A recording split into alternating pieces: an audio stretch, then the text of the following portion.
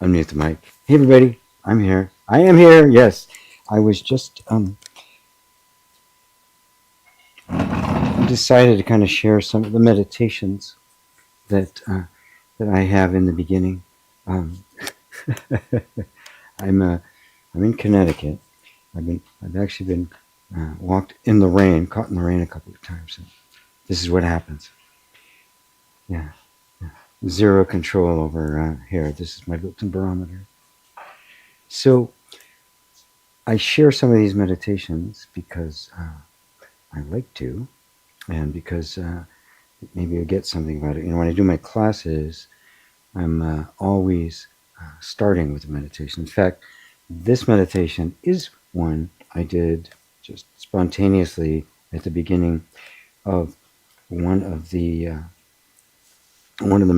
of my classes, and I liked it. So I took it, I set it to music, I added a video to it, and that's what came out. So I hope you like it.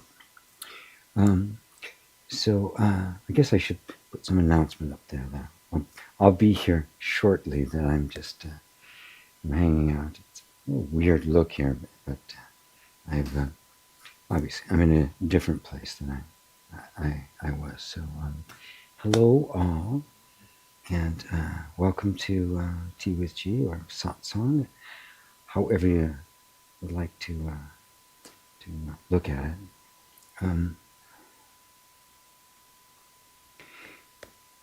This is one of those rare opportunities we all get to be able to take a moment out of our normal day, all the momentum, all the stuff that's always going on, and instead to completely devote our attention to this process we call self-inquiry. Now, self-inquiry, because the term has become so much more common than it was ever was before. We're not really quite sure what it is. There's a lot of confusion about it. The beginning of this meditation, actually punctuated throughout, is the I returns home. That's what self-inquiry is. We're simply turning our attention away from everything we're engaged with, all the content of life, the content of consciousness, to try to to behold consciousness directly. The consciousness that's aware of all of this, which, by the way, is you. The self, the seeking of the self is not the seeking of something out there somewhere. Obviously, you're looking for yourself, not just a big self in the sky or something. You're looking for you. And where are you going to find you? Out there somewhere? Or here? So self-inquiry is this cultivated, practiced, really it becomes like a skill that eventually becomes so second nature that it just happens all the time, of looking simply away from everything towards yourself. Because who else can tell you who you are other than you? I could sit here and I could spout off all sorts of things about what the self is. Slide the table back here a little bit. Who you are, what this is all about, etc. But all of those would just become ideas and beliefs that you try to chew over. None of them would be the direct experience, would they? And if those things get ingrained, this is what you are and how it's supposed to be, it ends up becoming orthodox. It becomes, it gets tied up with religion and culture and all of that, and you end up with a dogma, which can be very open, it can be very extreme. Because nobody can reveal you to you other than you. Right? Just kind of ponder that for a second. No one. I can't tell you who you are. All I can do is point you to where you will see you. That is, by the way, why they call it self-inquiry. You're inquiring into you.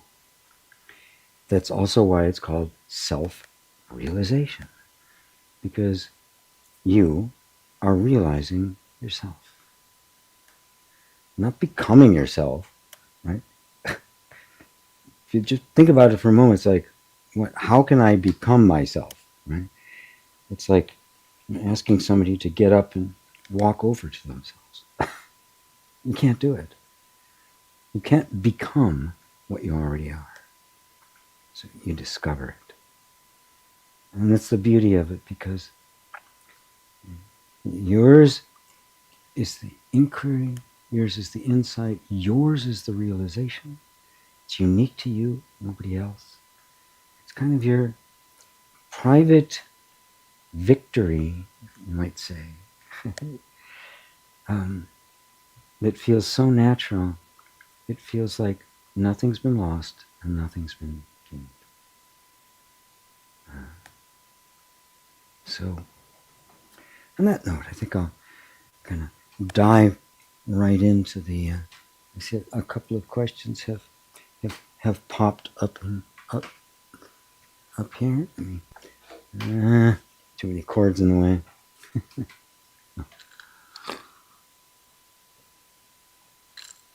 So, let me just say hello to everybody.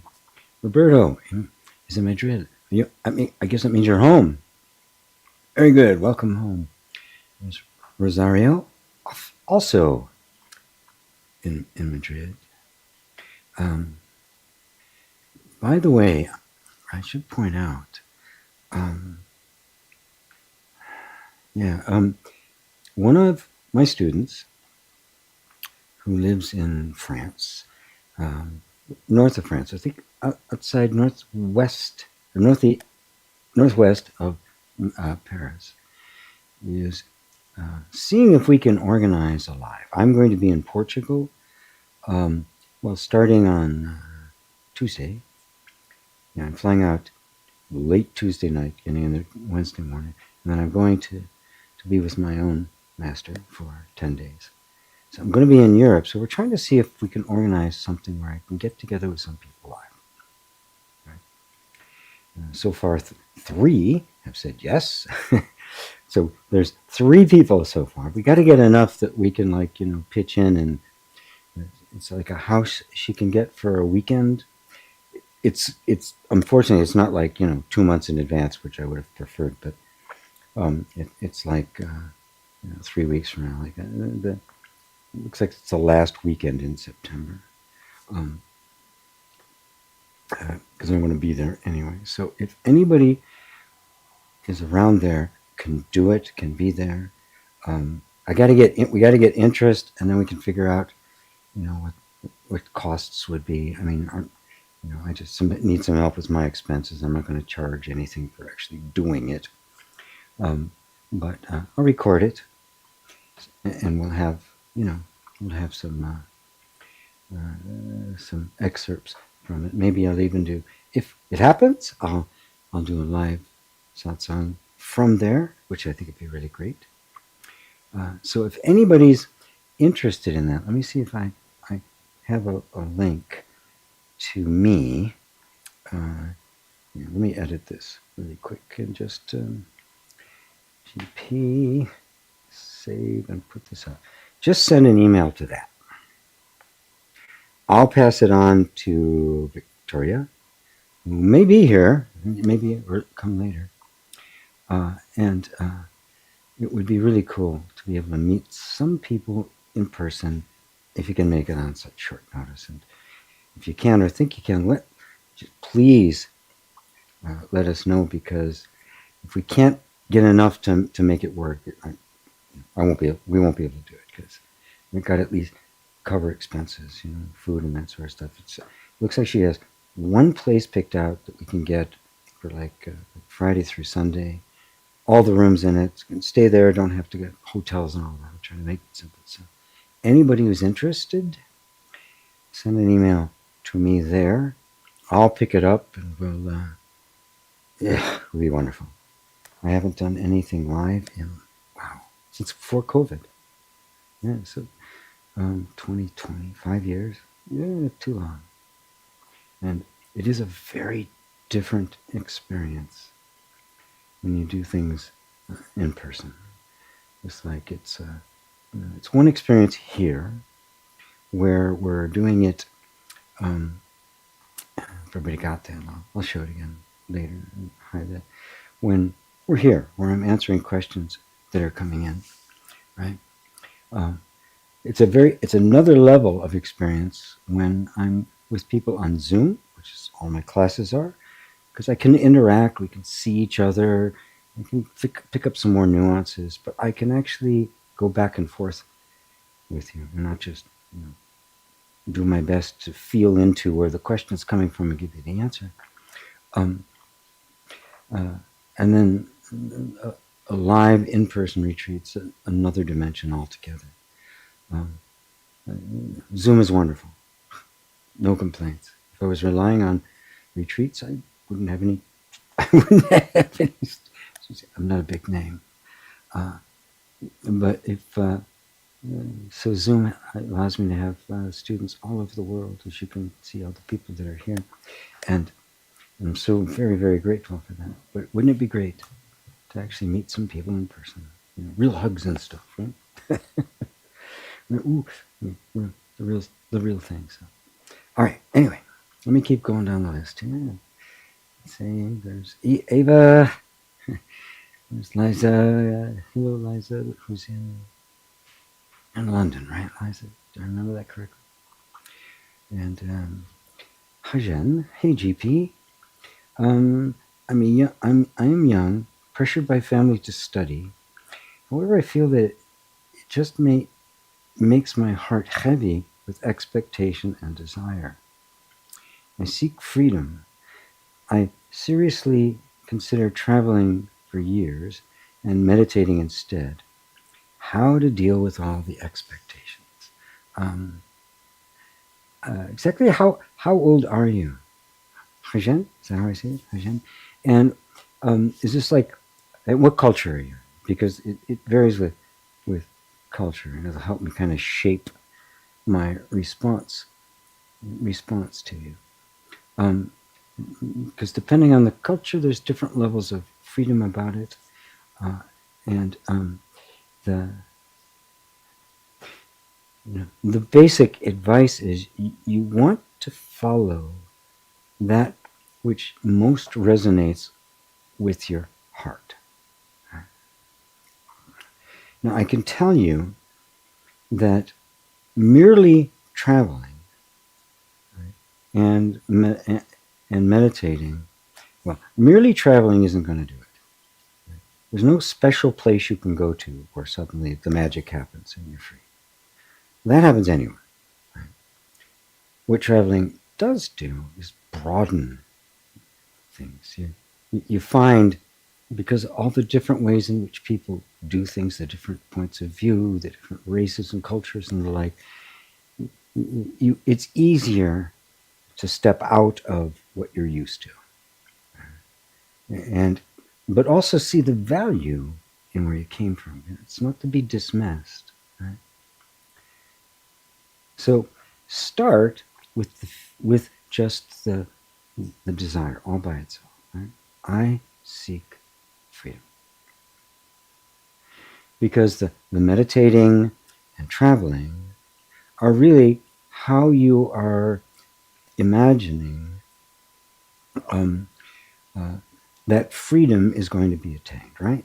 I mean, there's the desire, and then there's all the ways in which how do I get that desire? How do I fulfill that desire for freedom? Where do I seek it? How do I seek it?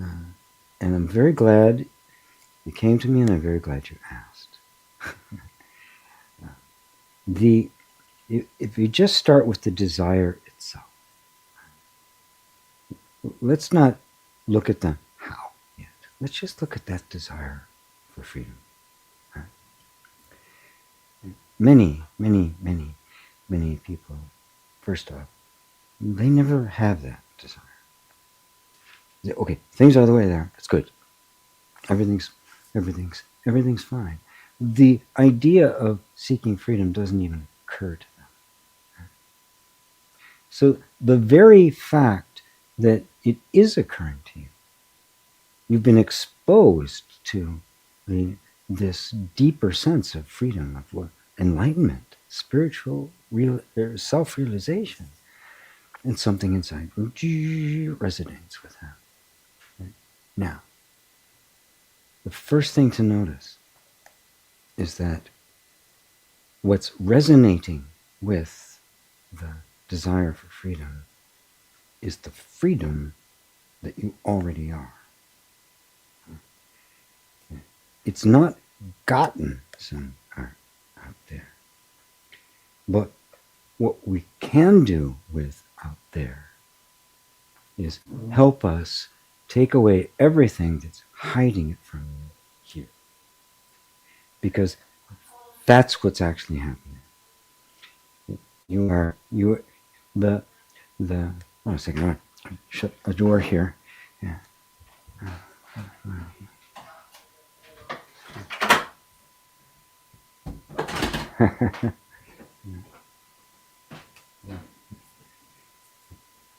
My buddy's teaching a yoga class upstairs online, so the sound is coming down here.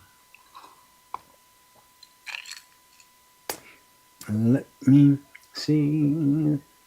Okay, so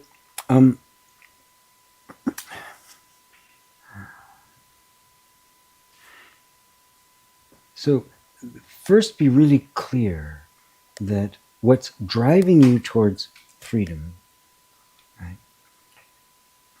is this energy of the truth of you. It's your inherent true nature, the inherent freedom that is you, that is now pushing away everything that isn't. So if you can see that, you can recognize that the awakening that you're seeking is in progress. The freedom that you are wanting is on its way. So first, recognize the desire itself is an energy, right, that's setting things in motion. Right? Now, of course, you're going to run into obstacles, internal and external, to that, because all of our habits, all of our training, all of our conditioning, all of that stuff, right, is constricting, and this is what we need to be free from. Right? It's essential that if you want to be free, you need to know what's binding you. If you want to get out of the prison, you have to know what the prison is made of. And so you can find out that the door has always been unlocked. It's only our own beliefs and assumptions and ideas that have made it look like the door was closed and locked when in fact it's wide open. In fact, there isn't any door. So the very fact that you're desiring the freedom and the idea of just going to school, study, I guess we're talking about like university or something like that, or some specialized training and the like, it makes you feel heavy. Right? Right? And I'm also trying to deduce here that maybe there's some kind of family pressure, right, to do that, because in their mind, that's what's going to be best. That's what's going to keep you safe. Now remember, for for people who are very enculturated, who have not heard the voice calling to freedom that you have, they're more interested in being safe than being free. And so you saying, wanting to be free, they're going to feel like a threat. They're going to feel a sense of danger on your behalf. So let's be really gentle with them, because they may not be at all capable of understanding what you're feeling. And this is the area where it becomes very, very, very, very tender. Because you don't want to go and be educated just because you have to, because you won't learn anything. The education you want to have is the one that you're saying, you're thinking you're going to get through travel and meditating. And you will get an education. Right? And in fact, I highly recommend it, especially if you're young. Right? Have those experiences, taste those things. It's really, really good. But bear in mind that they can help you, but nothing has the truth of you other than you. It's found here. Right? And let's say, worst case scenario, for some reason, you're quite literally forced into following this path of education. It does not need to interfere with your awakening. Matter of fact, if you really are forced into it, it means that's what you're going to need for your awakening. It won't be about the whatever you happen to be learning. It'll be about the effect that this will have on you in the presence of this deep desire for freedom.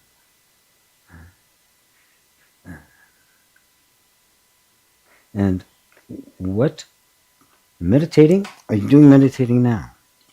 Is there a particular style that you're doing? I'm trying to these chairs aren't really comfortable. Is there a particular style that you're doing? Is there a particular practice you're following? A particular teacher that you're following? The teacher is, the earlier you get a teacher, the better, because it's critical. This is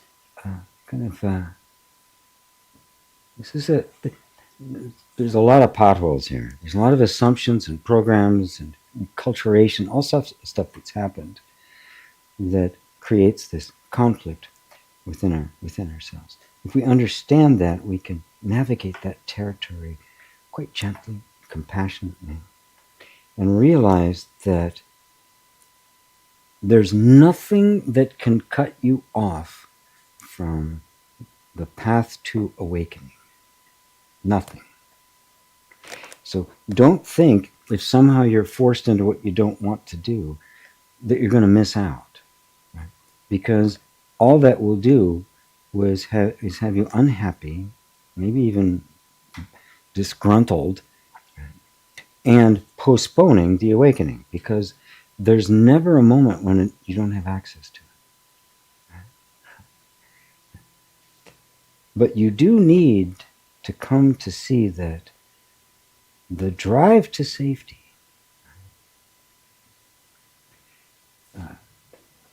that's behind all of this is going to run into all the ideas and concepts that you have about what that safety is. And for most, until the teacher shows up and it kind of deepens your understanding, we think safety means either, I'm going to get everything I want, everything's going to be perfect, I'm going to get to this ideal state of consciousness. Enlightenment means just it's all bliss and dolphins and rainbows and stuff. And it's not true. That's not true. There's nothing wrong with life. Freedom means I am free from who I thought I was. And I realize who I actually am. And that sense of freedom is the reality of you, the truth of you, calling you out of who you think you are into who you really are.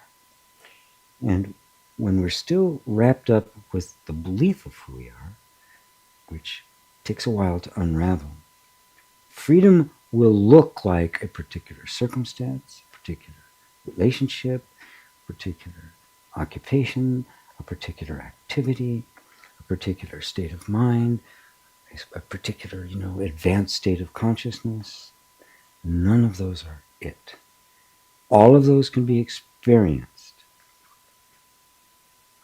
What is it, that is, what is really you, is always here and cannot be experienced, but is what is having all the experiences. And this detachment from the idea of ourselves is what creates the distance. That's what creates the sense of separation. Everybody feels it. Everybody has to go through it. What you're feeling right now and experiencing right now, every enlightened master that has ever walked the planet has gone through it. Nobody avoided this. Nobody got a free pass. Nobody got a get out of karma free card. Nobody got even coupons for discounts. Everybody has gone through every last bit of it and lived to tell about it and said they wouldn't trade it for the world. And the same is true. Is true of you. This is the Buddha story. The very desire for freedom itself is the sign that the awakening is already happening. And now it leads you to reach out to the right places to find the guidance that brings that germ, that sprout of awakening into full blossoming. So I'd love to get you, I don't know where you live, but I'd love to get you into the self-inquiry Sangha where I could actually know a few more of the details about it, because dealing with family, maybe even friends that are not supportive of this requires a finesse. And depending on the family and the culture, some are easier than others in terms of navigating territory. So, so anybody who's, let me put that up there too. That one.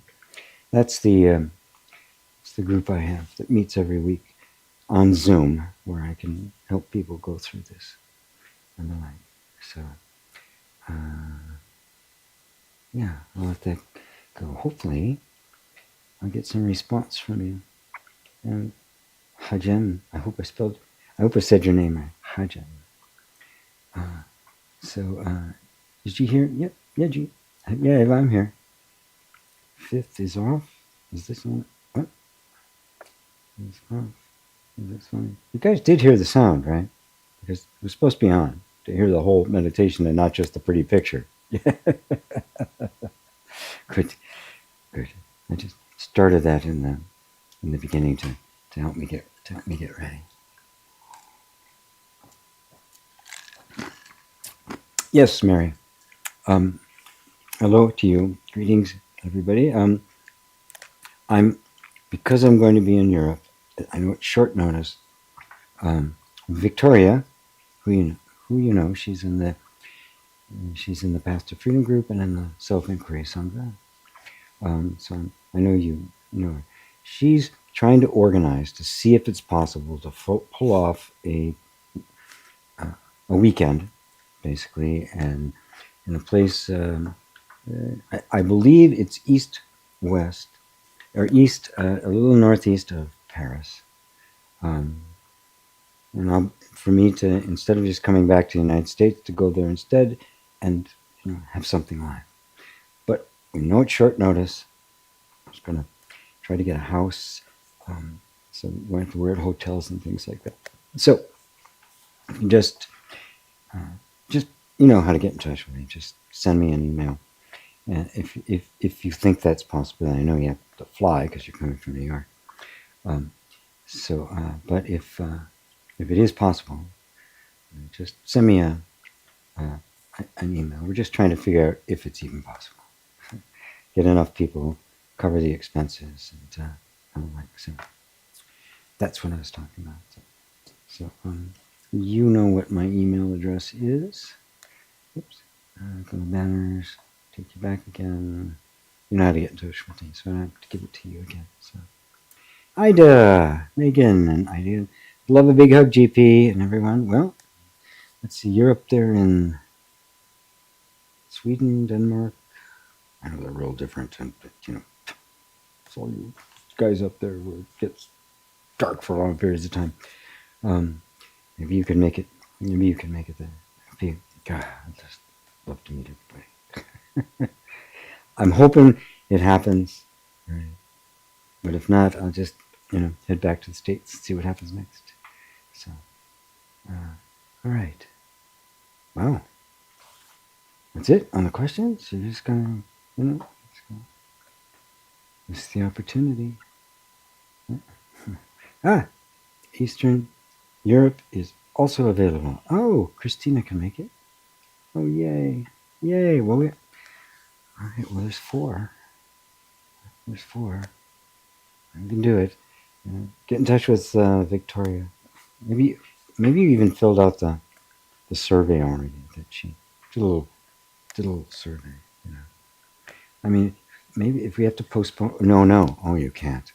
Eastern Europe is not. Oh, for me to come. Oh, right. Got it. Okay. Still at 3. Yeah. 3 and holding. Got it. Yeah. So, yeah, I'd love to do it, but things will go as things will go. So, all right.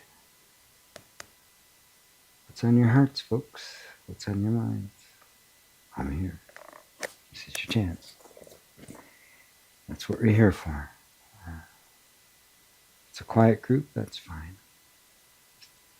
Isabel, hello, beloved GP, love from Jonathan. Seeing like you like this for a while now. We will not. Now you'll miss seeing me doing this. Yeah, next week I won't be, as I will be with my teacher. The weekend after depends on where I am. Probably I will be somewhere where I can do tea with G again, and the EFT class, and maybe even the self-inquiry sangha. But I haven't seen my own teacher in 9 years. I'm really looking forward to it. Really looking forward to it. Yeah. It's what a gift. It's a great gift for me. So.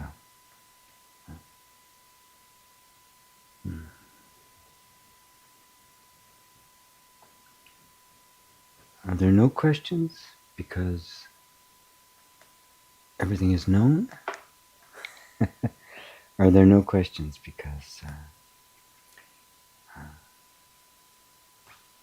something's holding back?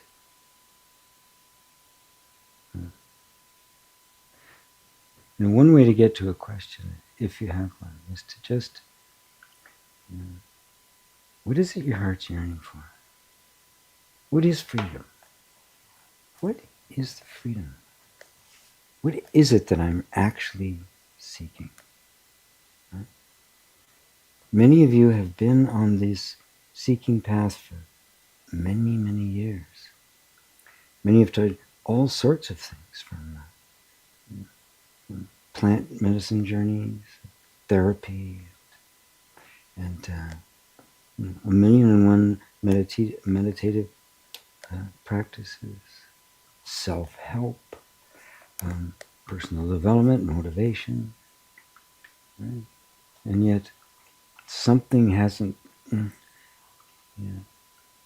something just hasn't been it. Right?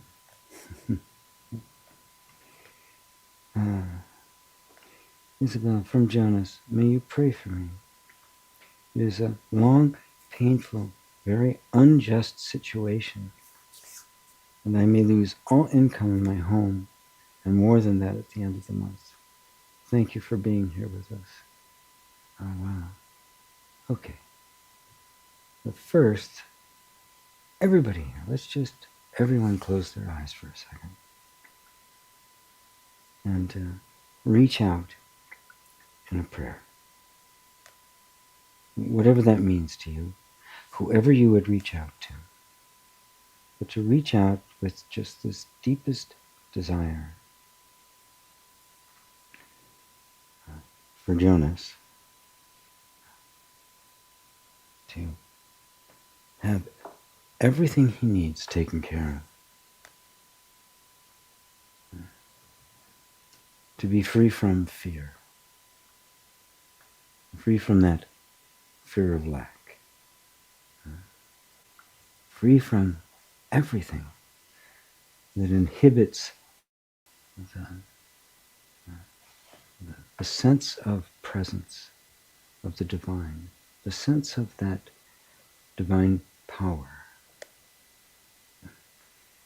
that is knowing everything, seeing everything, guiding everything.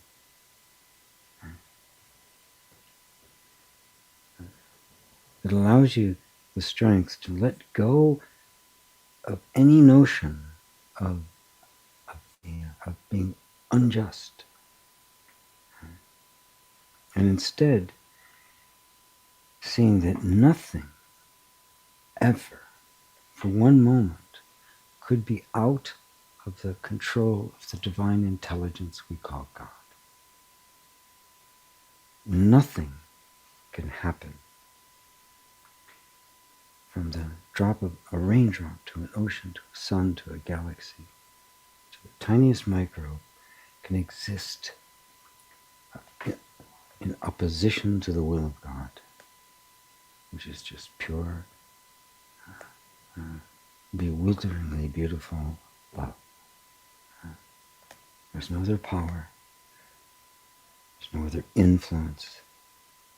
There's no other being other than the one. Nothing can happen to you. Nothing can be unjust. Even the atoms, the elements of the periodic table, all 103 of them, all exist through the will of God. Nothing can happen outside of it. You exist as a result of the will of God. Nothing can contradict it. You're that. And Christ was pointing to that. So the whole struggle in the Garden of Gethsemane, he was struggling with the unjustness. Because he was innocent, what he was being accused of. He was not saying he was that. He was not proposing to be some threat to Rome. And what did he say to Pilate? When Pilate said, I have the power to release you or to crucify you. He said, you'd have no power in your hands whatsoever, were it not given to you by my Father. In fact, nothing could happen outside of the will of God. This is hard for us to grasp because we see so much cruelty and injustice and stupidity in the world. How can this possibly make any sense? Well, it won't make any sense. It's the kind of thing you just kind of take into your heart. You say, none of this makes any sense. But it also doesn't make sense that there could be two conflicting powers in the world. Good and evil, God and the devil, Allah and the jinn. That doesn't make any sense. That's a universe in chaos. If there's ever freedom, there must be an essence, something that is the oneness from which everything arises.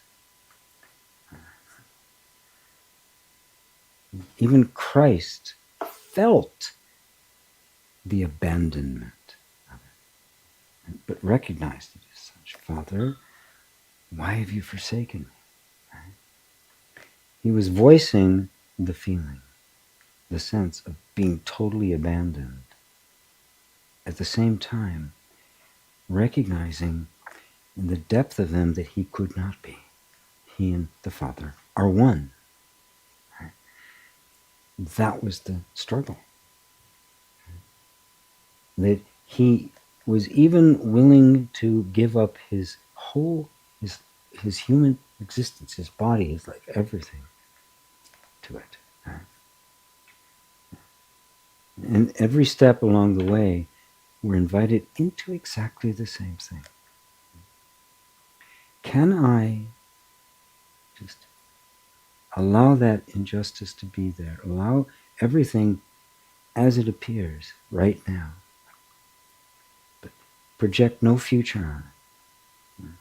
Project nothing on it than is there.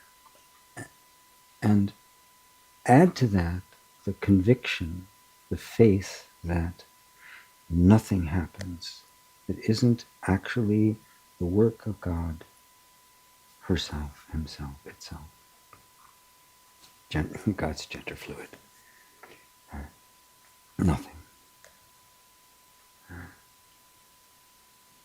It's such a powerful thing to submit to really submit to it, because none of it makes any sense. We say yes to the completely unacceptable, not as a resignation to it, not as an agreement to it, but whatever's happening to me is bringing about the environment in which my awakening becomes more accelerated. Oftentimes we have to be squeezed. You know, life inside the toothpaste tube may seem really, really nice. And on the way out of it, because it just keeps getting smaller and smaller, little tiny hole. Oh, I'm going to die until finally, oh my God, there's this huge world outside the tube. Yeah.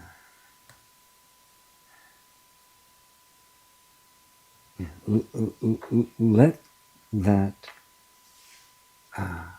unfold for you.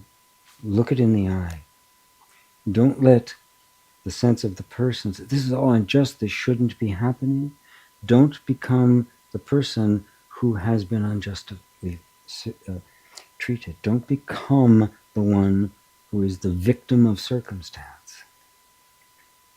Become the one who's aware of this, aware of all the details, aware of that energy that wants to rail against the system, and don't become it. The pressure is on for you to step more deeply into yourself than you've ever been asked to before. And there's a blessing that awaits on the outside of that toothpaste tube. And it's just not another tube, I swear to God. It's not Russian dolls or the Russian toothpaste tube. Just keep getting another. So.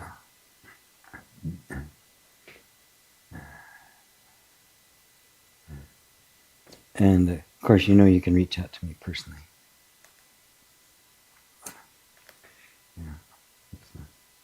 All my students get to just kind of reach out at will. So, those of you who are still closing your eyes and praying, it's okay. You can let it go for now. Hey G, from Non-duality, realizing my hatred for God, so it's really been behind my narrative of a universe that's wrathful towards me. Hatred because I misperceived being separated and abandoned by God. A seeming long journey of realization that I'm doing this to myself I'm the fictional God who did this to me. Yes, almost. You're the God that has been the fully aware consciousness in which it's all been happening. The sense of myself as if there's a self that existed independently of that has been on the journey. It's been taught about a wrathful God, this universe that is hostile towards me.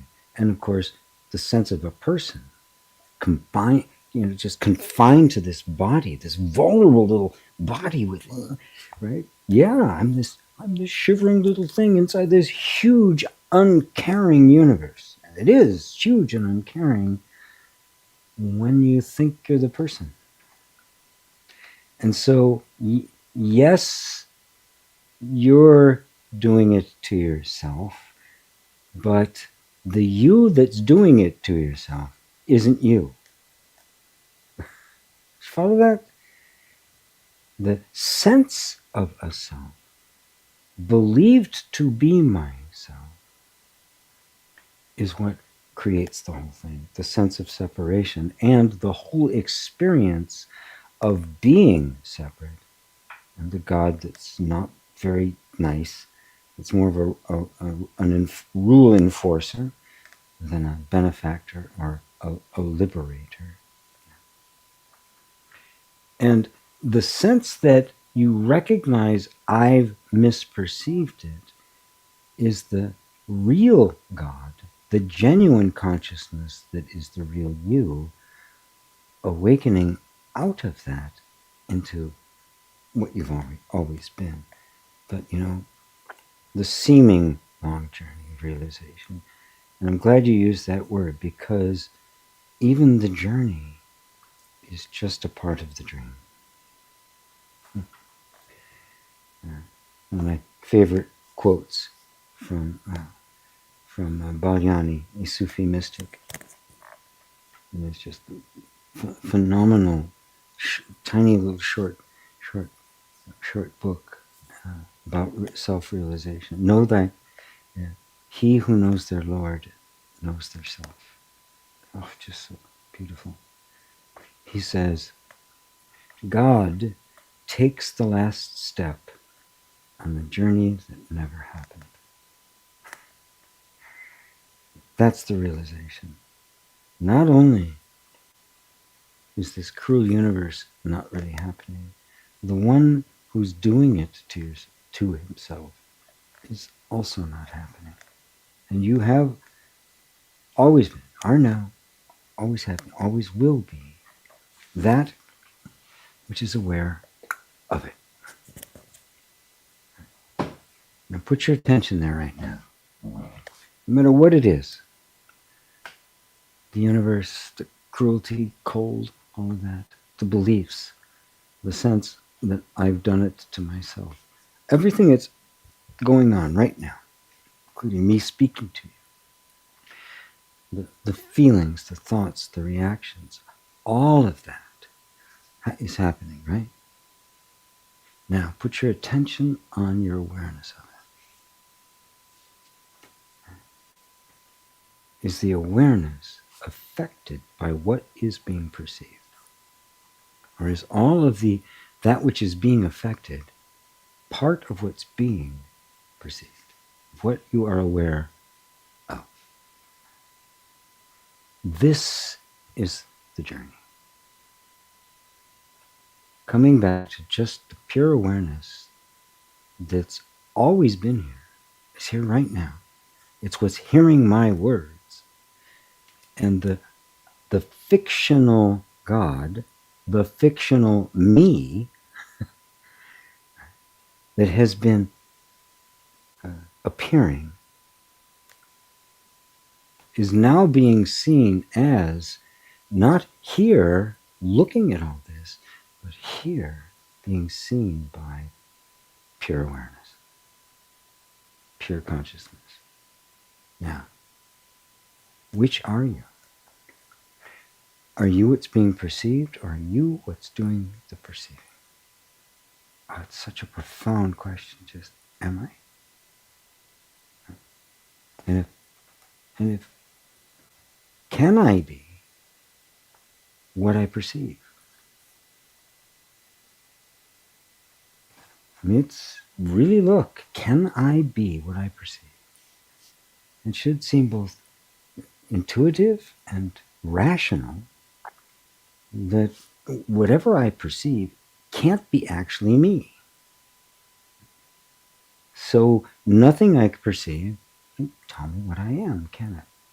It's only going to have a perception of me. I'm the only one that has direct access to me. So anything I can perceive can't be me. Can everybody grasp that? Because it's an essential tool. And because you'll notice that all the identification we've suffered from has been an identification with something that's being perceived. And all the knowledge that was accumulated over all the years by all the people based on what was being perceived. So all human knowledge is based on the subject-object relationship, one thing looking at another. I can look at this tree behind me. I say it's a tree, right? But that tree isn't me. I'm looking at it as something else. I can't do that with me. I can't step outside, turn around, and look at me. Can't be done. Consciousness is one. So that question, is anything I perceive me, becomes self-evidently true. No.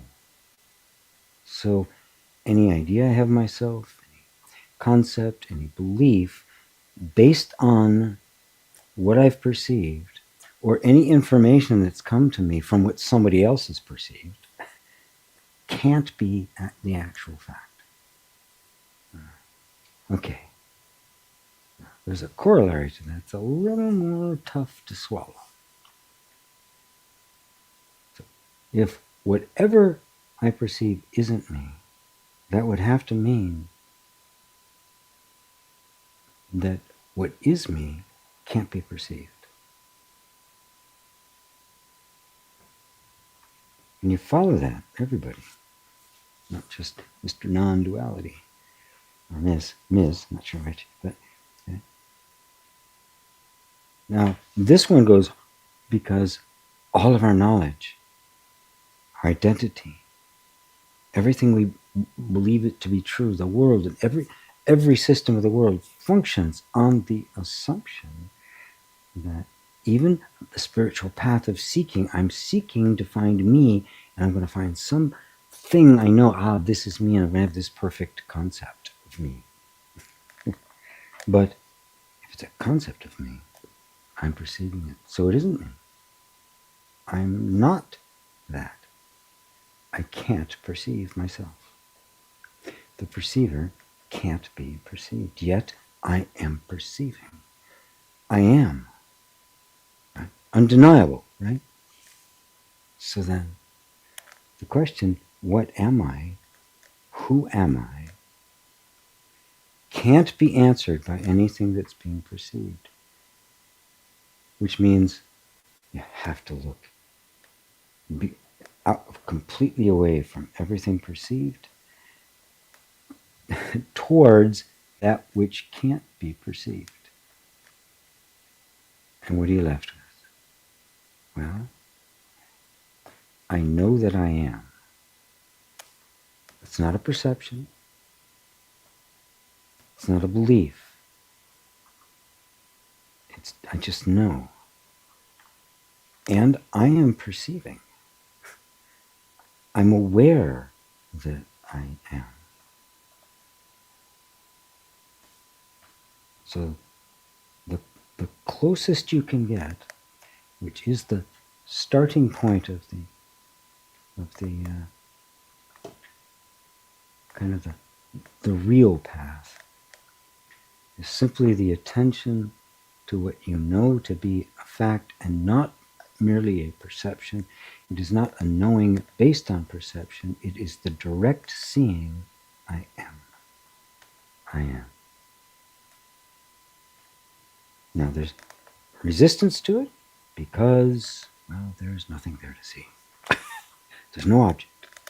All human knowledge is useless. Completely and totally useless. The only thing I've got is I am. Go there, stay there. Even if it's for like 10 minutes, just try to remain aware of the fact that you exist. Now, as you do that, the mind will give shapes to it, show you pictures of you, and you go, that's cool, okay, fine, that's all there. Because the senses aren't going to stop, thoughts aren't going to stop, emotions aren't going to stop, and they don't have to. You're just not looking to them for the answer. You're looking to you, because you want to know who you are. And the answer can only come from you. But you cannot be perceived, so the answer is not going to be simply a better perception.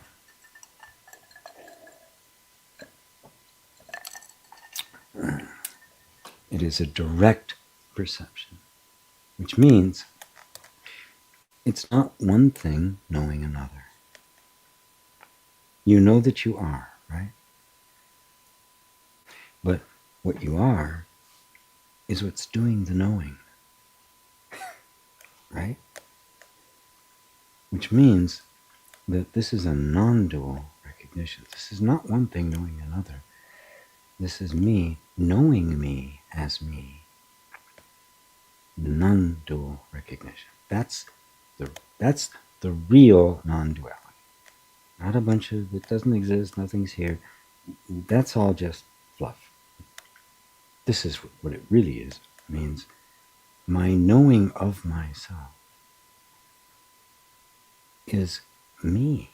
I'm knowing, I'm recognizing me directly. No intermediary, no secondhand hearsay information. This is me. I am. I exist. I am is the doorway to the infinite.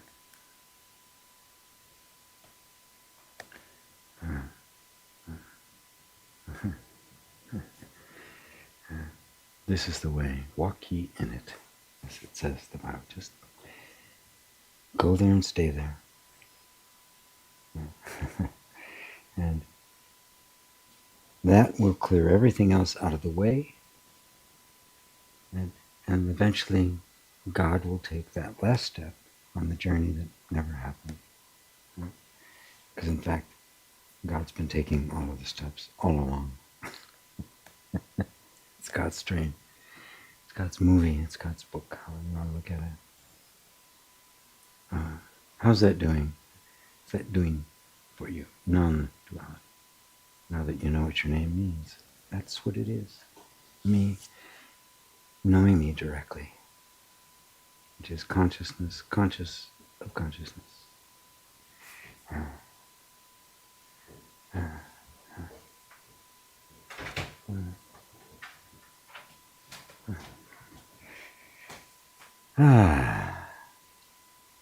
That was good. I like that. Thank you for that, non-duality. Thank you very much for that.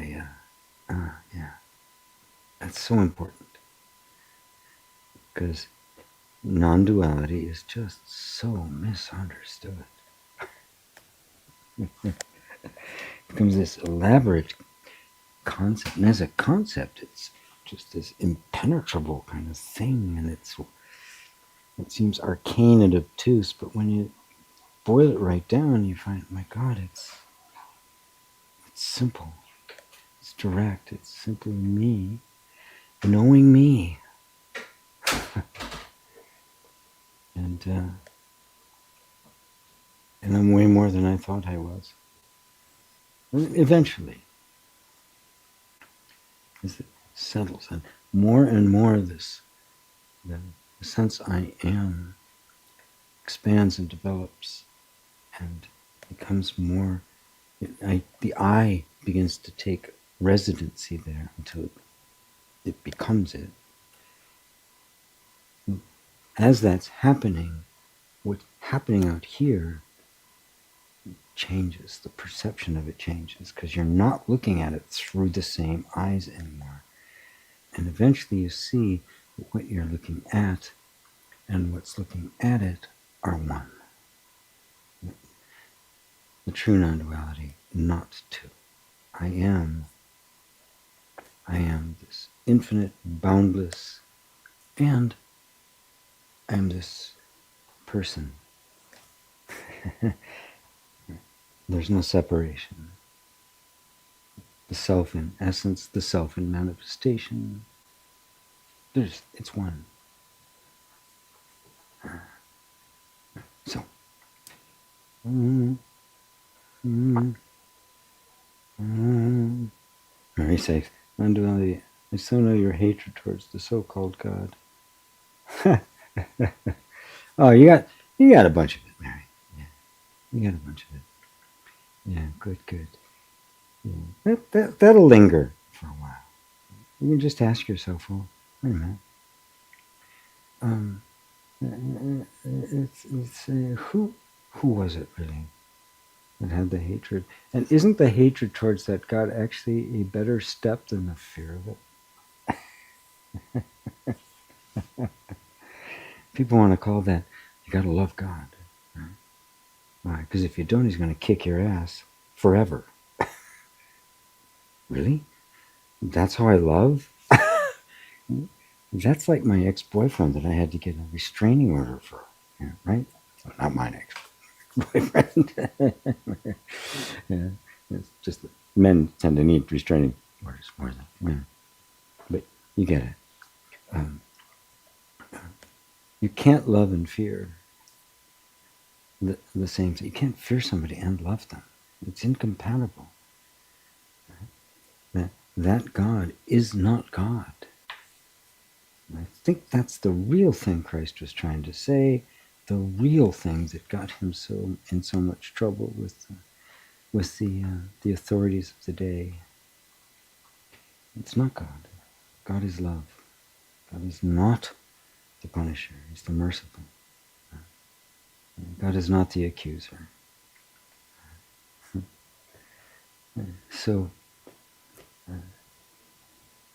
recognize that even the one who hated was just an embryo, the one who learns to love, once they know that that God never existed other than just figment of imagination, and that the real God is in fact your very being, your very existence. God, Mary, are one. It does linger, gee, it sucks. Yeah. For whom does it suck? Only for the one who's trying to get away from it. Right? Which means there's still somebody there, right? Trying to be free. Instead of, oh, wait a minute, I am free. And nothing sucks. So it lingers. Great, there it is. Are you the one in opposition to it that would say it sucks? Or are you the one that's simply aware of it and aware of this energy that wants to say it sucks and is suffering because it says it sucks? Right? You don't have to make that one like it. All you have to do is recognize that I'm not that. I'm the one looking at it. I'm actually the God. That is the God that's been watching the whole thing the whole time. And that God is nothing but love. So it loves that. It loves the stupidity of it. It's like, yeah, it's like watching a kid grow up. And they follow that. Oh, it's the worst thing in the world. Going, yeah, it is. It's okay. And then later on, it's like, that was no big deal. Yeah, it wasn't a big deal.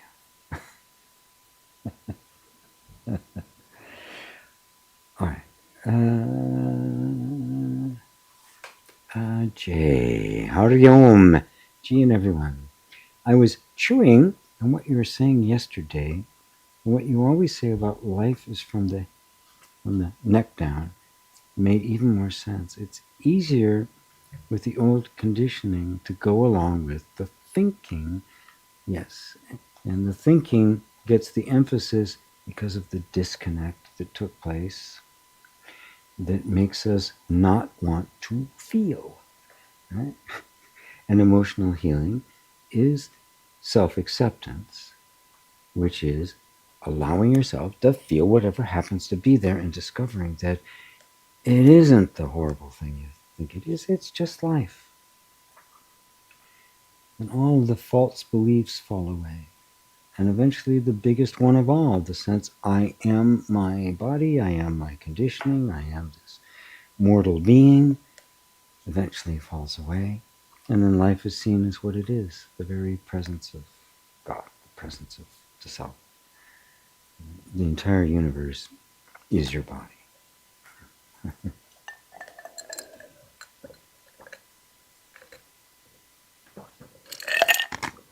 Yummy.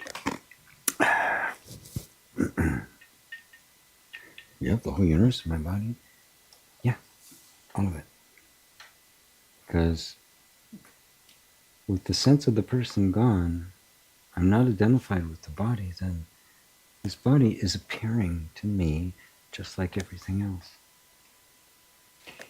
And you find that the body doesn't end at the skin. That's the sense of separation that created a separation between this body and the entire universe that doesn't actually exist. The universe is the body of God, forever changing, growing, expanding, contracting, all sorts of incredibly amazing things. It is the self in expression. And so it is the appearance of the self. You are the self. You are that which is. It is self-existent. No past, no future, no time. No need for manifestation. But it happens simply out of it, the radiance of its own being, which we would call love.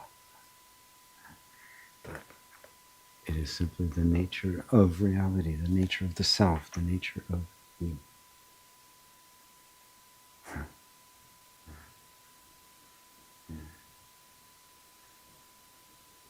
And the whole illusion is that we mistook. The belief arose that what is being perceived exists independently of the one perceiving it. That's Maya. And awakening is when we see that that's not true. Because with that comes the sense that I, identified with the body, am one of those things that is being that is out there. And so suddenly the infinite consciousness that is perceiving gets contracted into the shape of this body, and then there's this body and a world, and then a shivering little me, oh my God, in this universe which now appears cold and fast and empty and harsh and couldn't give a shit about you. You're this little speck of nothing that's going to be wiped out like the dinosaurs lasted longer than you did. Right? But that's not what you are. That's Maya. The sense of I entangled with that became the experience of a person. This is not a mistake.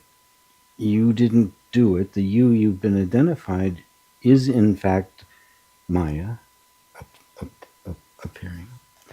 But it isn't the truth. It isn't the reality, but the perceiving of it is the reality, perceiving things as if there was a person. And then it's like, okay, that fun's over, or not so much fun. That I then turns around and starts coming back in the opposite direction. As Ramana Maharshi said, go back the way you came. As Christ put it, the I goes to the Father.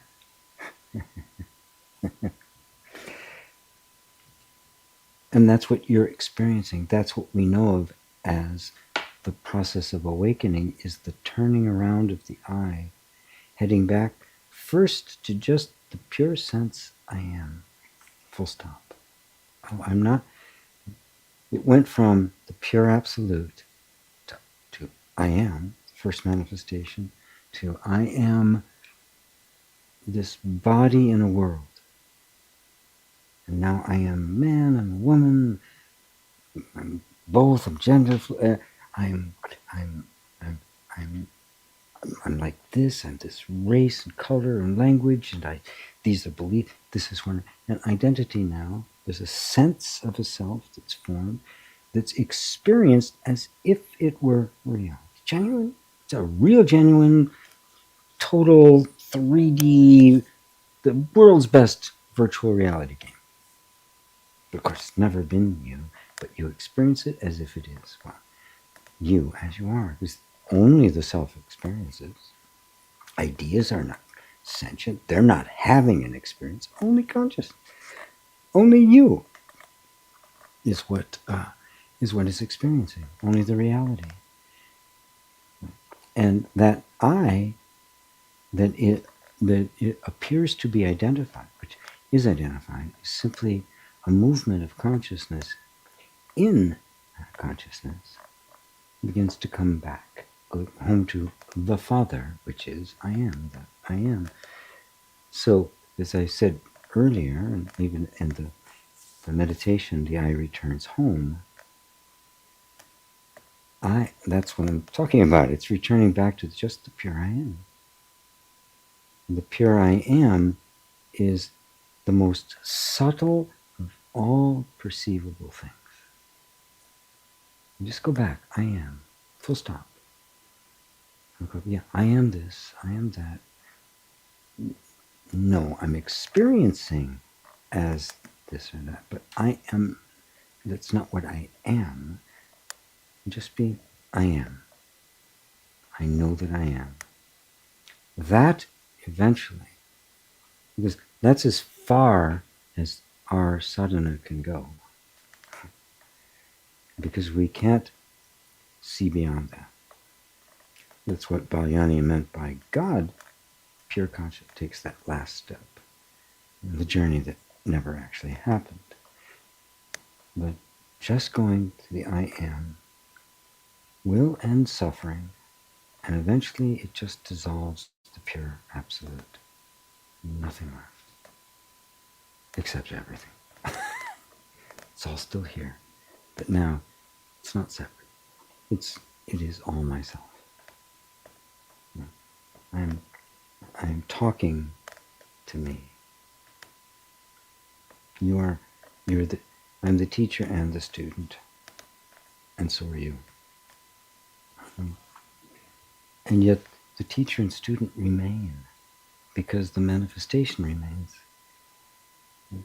The non-duality, the emptiness doesn't mean nothing.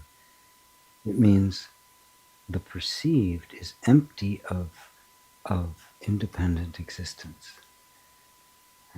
And the emptiness of the self means it has no defining characteristics except its own being, and as a result, it makes it possible for everything and anything to exist as a manifestation, never as another self. I'll let that go for now. See, I know your hatred, so-called God the same issue in Mary. It does linger, gee, it sucks. Yes, absolutely. The hatred is underneath the fear. Yeah. That God is not God. Awesome. Agreed. Love you, Jean. Love you too, Non-duality. Yeah. Come join our Sangha. Yeah. I like what Non-duality said. I'm the fictional, the fictional God's done this to me. Yes.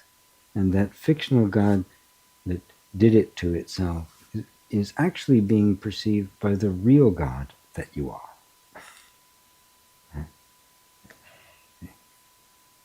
See, that journey back is pulling even further out of everything I perceive can't be me. So if I'm perceiving this God, then that God is me.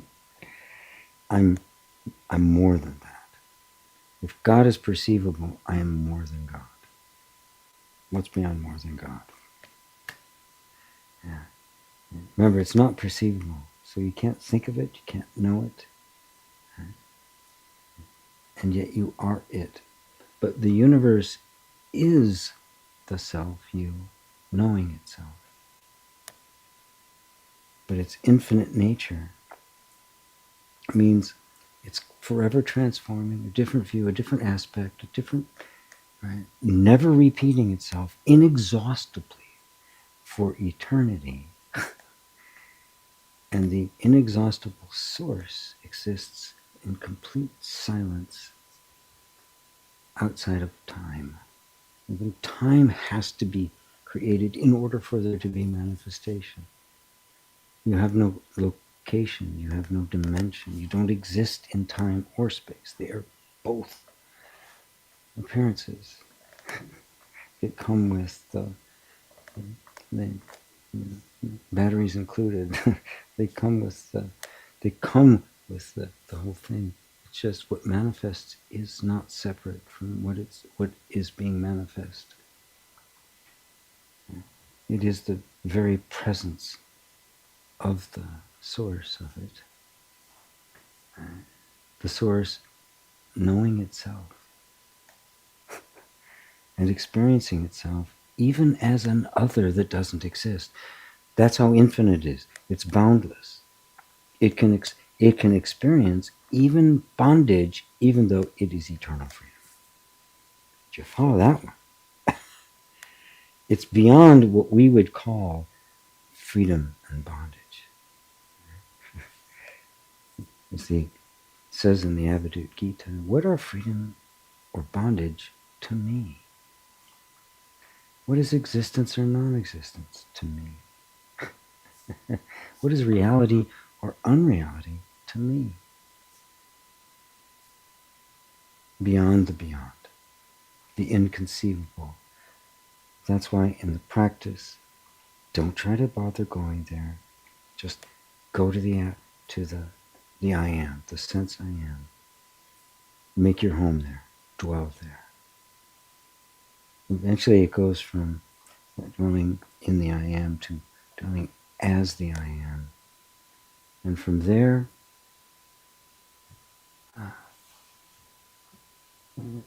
some point in timeless time, even that is gone. Even the I am is seen as a vibration perceived by something imperceivable. The I am is the firstborn. And it is the nature of the universe.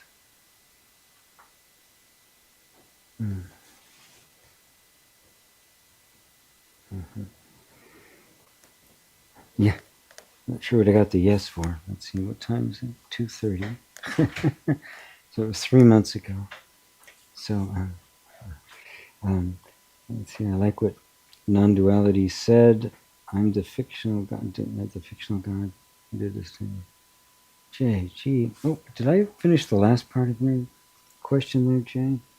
And there's an end game, because if life was only about feeling emotions and thoughts, the path is just as annoying.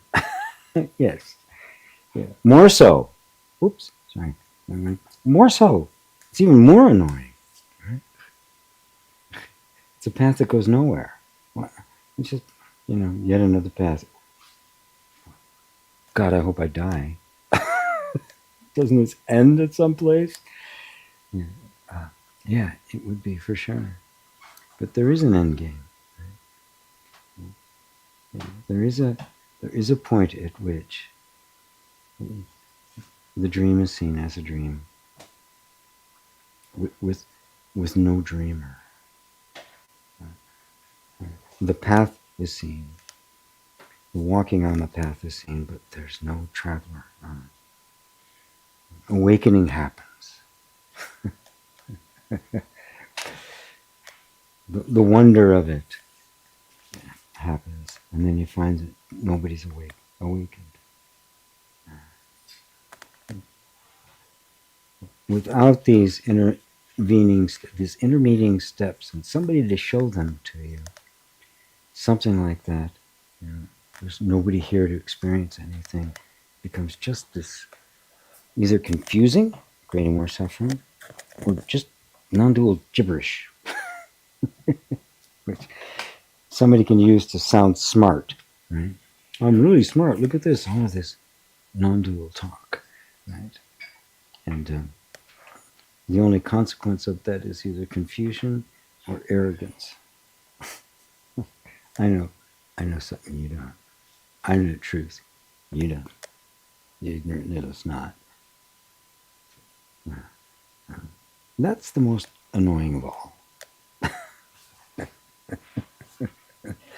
Yeah. Yes, the one who thinks they understand non-duality and is arrogant about it. Ugh, they're the worst. They're also the hardest to get through too. All right, Jay. Gee, has the thought ever came to you that you're going to let something that you're doing go for now so that you could practice your own inquiry, and then another thought comes in saying, wait, why? I'm already that. Yes. Right? And if you were to say, wait, why? I'm already that. You have just gotten stuck in the absolute. You're one of those now who's going to become annoying.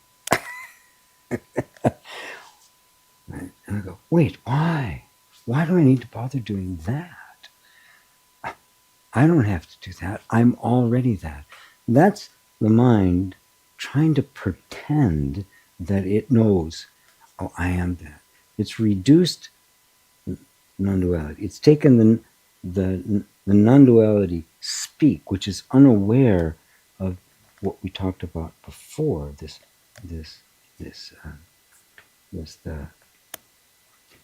The direct seeing of myself, the sense I am, and you perceiving I am are not two.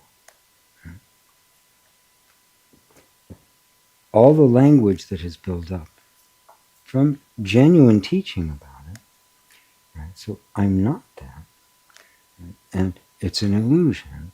Well, yes, it's an illusion, which means I'm not seeing it as it actually is, like the mirage in the desert. It's an illusion. But the mind takes that and it says, the desert doesn't exist. Okay, go walk through the desert. So you're not thirsty. No. You're not hot. You're not sweating. No, good. You see, it's the mind taking it, and it goes to an absurdity. Right? And at the same time, right, we can get stuck in the perpetual seeking. No, I'm not there yet. I'm not there yet. I'm not there yet. So how do you reconcile these two really different places that you're already that, right? And I've got to do the sadhana. That doesn't seem to make any sense, does it? You can't merge these two. Right, you can't. The mind can't do it because that's what it is. I am already there and I'm on the sadhana. I'm walking the path to awakening because the full realization is me, the path, the walking, the awakening have all been in the appearance. But you can't just jump over here and go, I'm already that. That's the worst self-deception there is. So you are, and you humbly walk the path anyway, until what happens is it's you're here, and it's like the path is kind of walking itself, but it has to fulfill itself. Right? You know, God's movie has to get to the end there. That's the whole point. The process of awakening is part of the experience that you, the self, are having. That's the point. The point of the movie was the experience of awakening. In order to have the experience of awakening, there's got to be a sleep that happens. But what's actually happening? The manifesting of the timeless, forever awake, never sleeping, beyond sleep and awake, right? We have to use the word eternally awake, right, to try to point to it, but it's beyond awake and asleep. So that, which is beyond description, manifests as time, asleep, ignorance, awakening, wisdom. It's experienced as an event giving manifestation to that which is forever awake. Did you follow that? And so this story of awakening, going over thousands of lifetimes, maybe millions, who knows, and yet has never happened at all, has to fulfill itself. And you find that you've always been that which has been watching it, having the experience, but never ever leaving your place as the timeless one.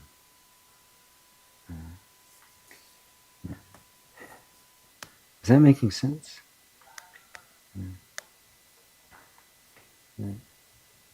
Is that making sense? To everybody, right? I mean, I can't deliver better, more poignant teachings. I really can't. Right?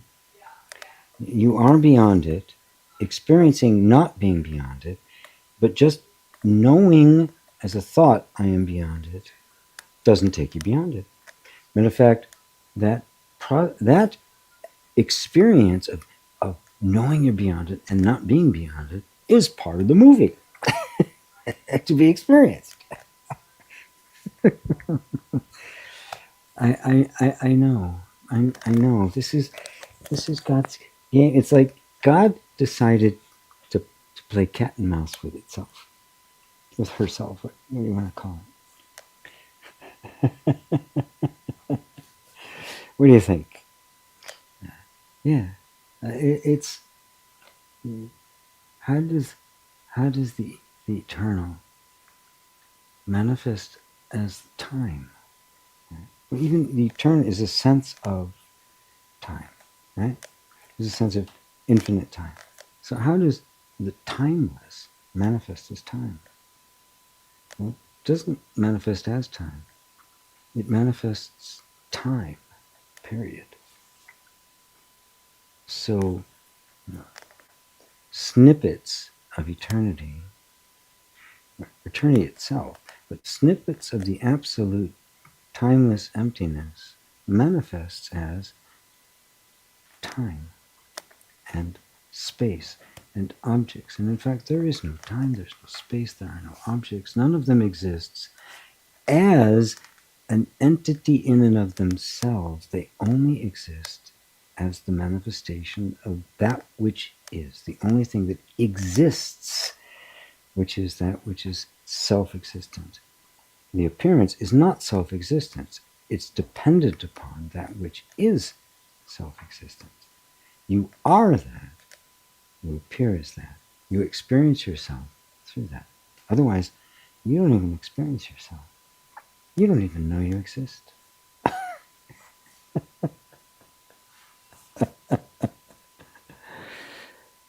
Yeah. Already that. Yeah. And you are.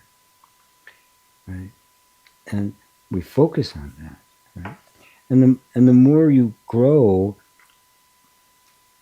in the apparent path, the more that focus on I am that can become purified and rarefied.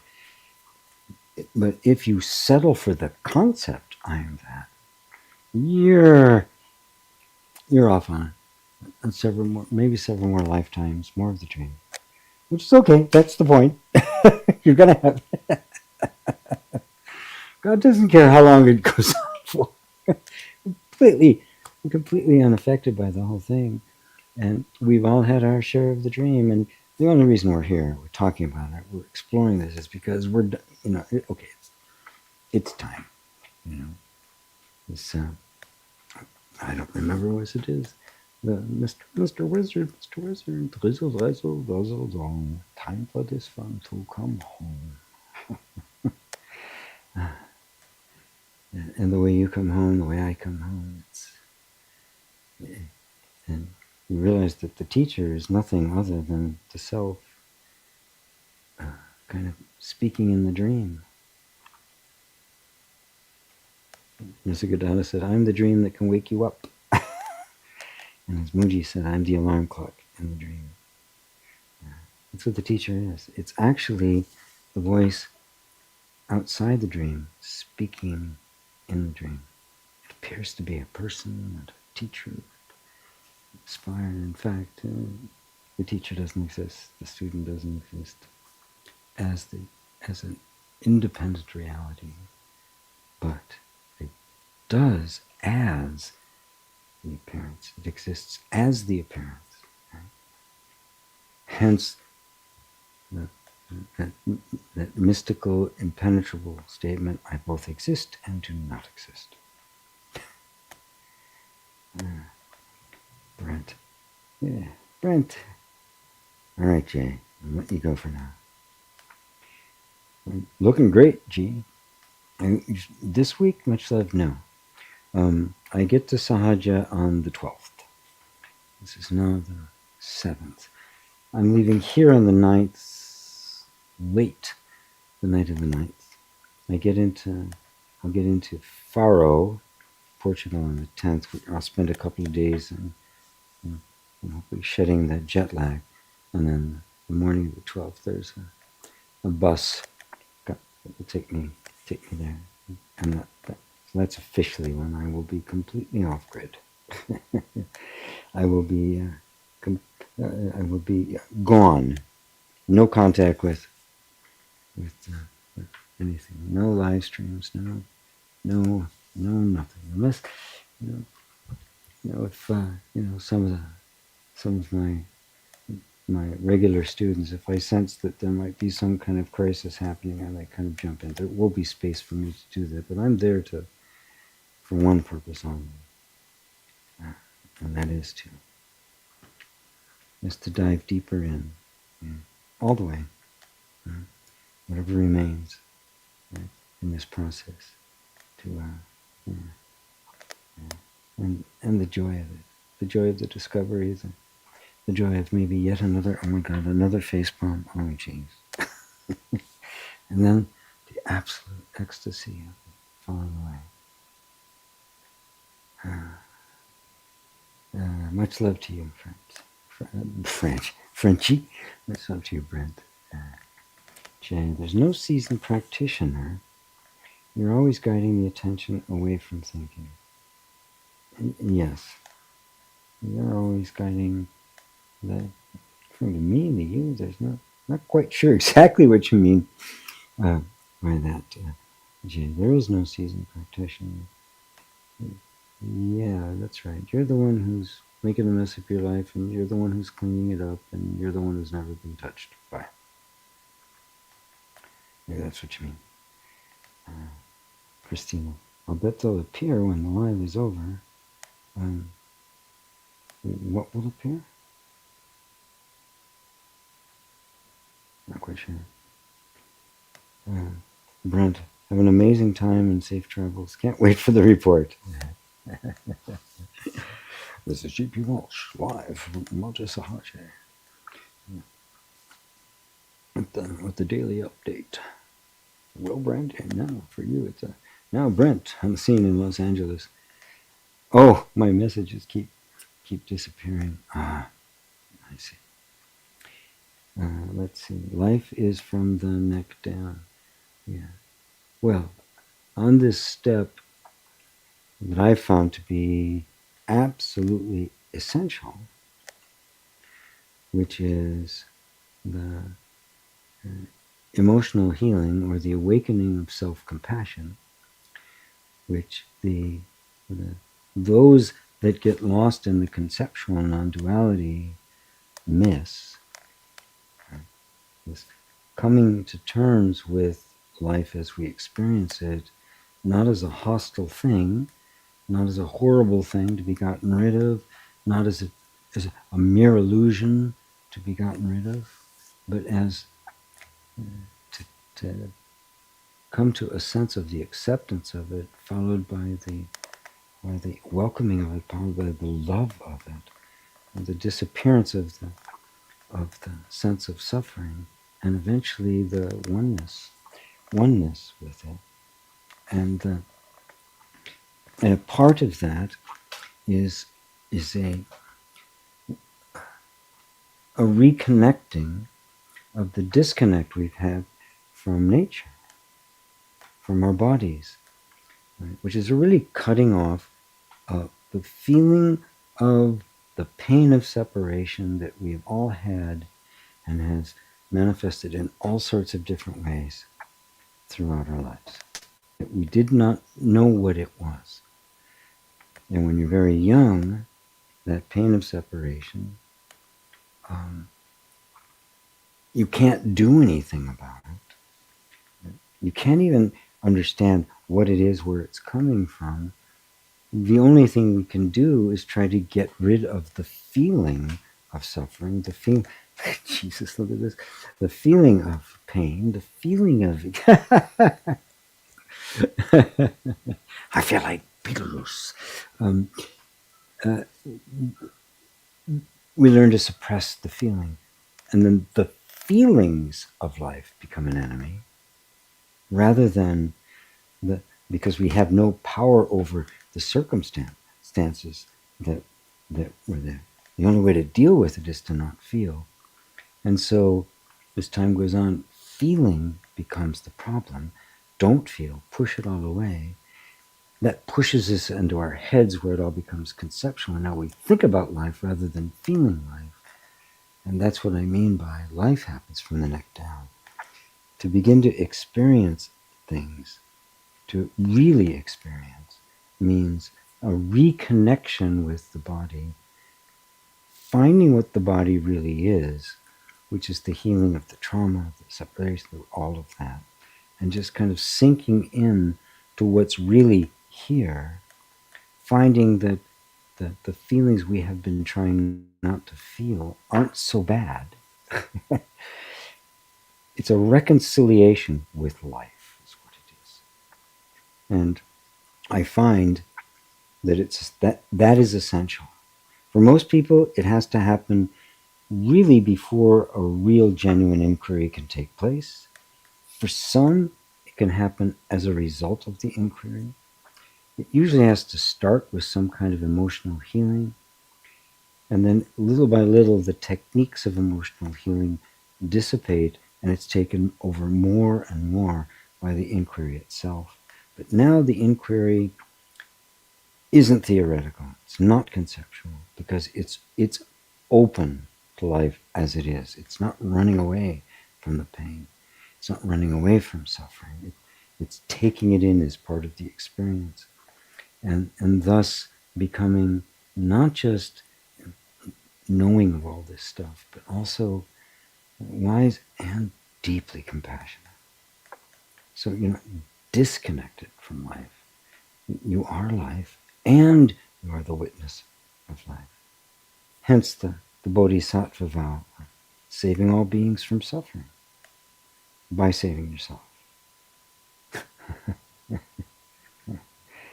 So it becomes, it's not just one alone, but one and many as one. The other without the otherness. the sense of many without the sense of separation, without the manyness. Again, how do you conceive of one and many as the same thing? Numerically, we see it as one, many, and then one is it like an opposite, but that's not what it is. They're actually one and the same. Inconceivable, isn't it? So don't bother trying. It simply is what is. Yeah, it can't be conceived, and it's what's true. Well, there you go. But how do I know it's true? Yeah, just, well, yeah. Let go of the obviously false, and the true will remain. You know? Sherlock Holmes says, if you rule out the impossible, whatever's left, however improbable, must be the truth. Rule out everything you know for a fact isn't true. Whatever's left might be the truth. And what's left? Just you. You're left. Not you plus. Not you with ideas and concepts and ideas, even the beautiful, wonderful, non-dual ideas. You with none of that at all. Just I am. Peace. I just am.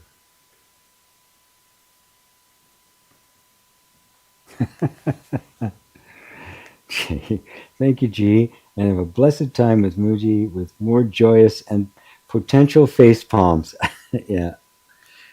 Yeah. I'm planning on having them. If not, if they can just like fall away, wonderful. But yeah, I'd much rather be pleasantly surprised by their absence than unpleasantly surprised by their presence. So I won't be surprised. Yeah.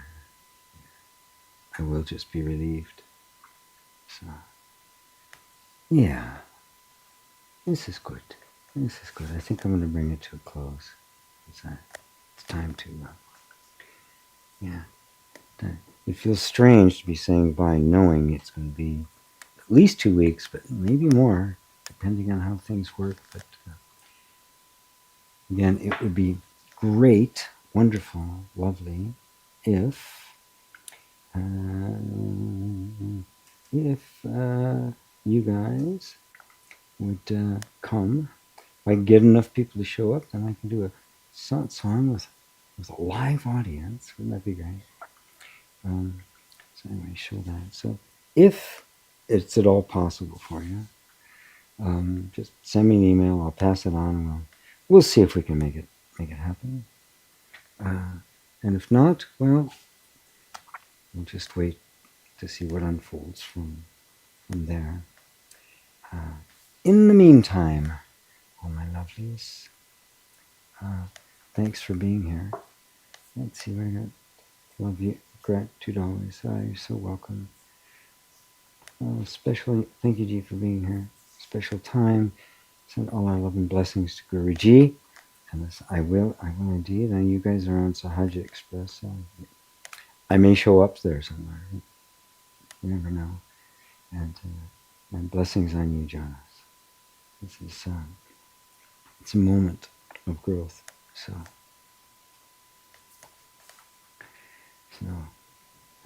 blessings to you all. Love to you all. Until then. Namaste, everybody.